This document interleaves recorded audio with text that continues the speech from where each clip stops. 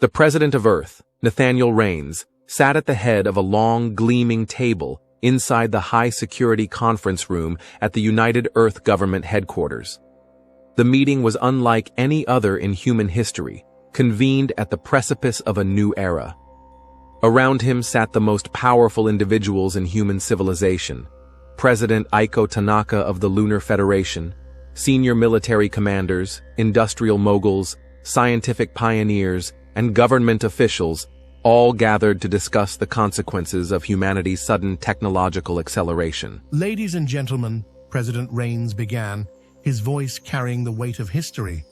The successful test of the Gravimetric Distortion Drive has changed everything. We have, overnight, rendered conventional space travel obsolete. We can reach Mars in under a minute. The implications of this breakthrough are staggering, and not all of them are positive. General Anton Gregorov, Supreme Commander of the Earth Defense Fleet, leaned forward. Mr. President, this drive is a strategic asset the likes of which we have never seen. If it falls into the wrong hands, the balance of power could be disrupted in ways we can't even predict. A single hostile actor could deploy a war fleet anywhere in the solar system instantly. We cannot allow that. Aiko Tanaka nodded in agreement. I propose strict controls. For now, the Gravimetric Distortion Drive must be limited to military forces, scientific research, engineering projects, and approved corporate operations. We cannot allow unauthorized civilian or independent groups to have access. The risk is too great. Across the table, corporate tycoon Maxwell Hart, CEO of Titan Dynamics, interjected. Restricting it too tightly could stifle progress. Controlled industrial use will be key in what comes next: asteroid mining. With this drive, resource extraction operations will explode. We are on the verge of wealth beyond imagining.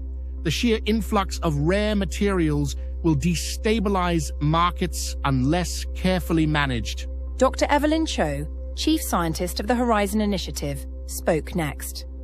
The economic impact will be seismic. We're talking about the collapse of scarcity in many critical materials: platinum, gold, iridium, helium-3. How we distribute this new wealth will determine whether we enter a golden age or spark economic chaos. We need to regulate resource flow. President Raines folded his hands. That brings us to the next issue: the vast numbers of people moving beyond Earth.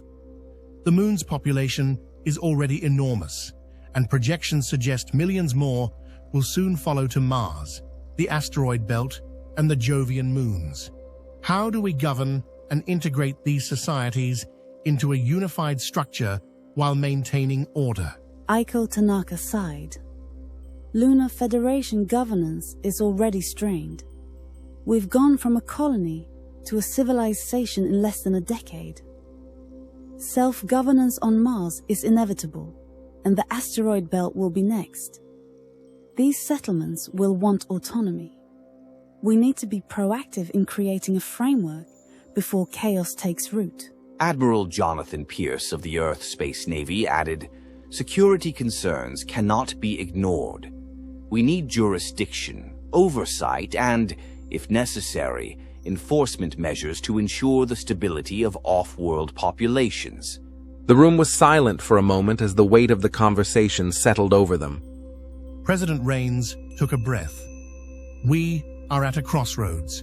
The next decisions we make will determine the course of human civilization for centuries to come.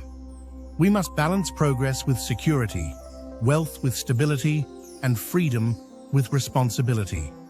Let us proceed carefully, but boldly. The future of humanity was unfolding before them, and the choices they made in that room would shape the destiny of the stars.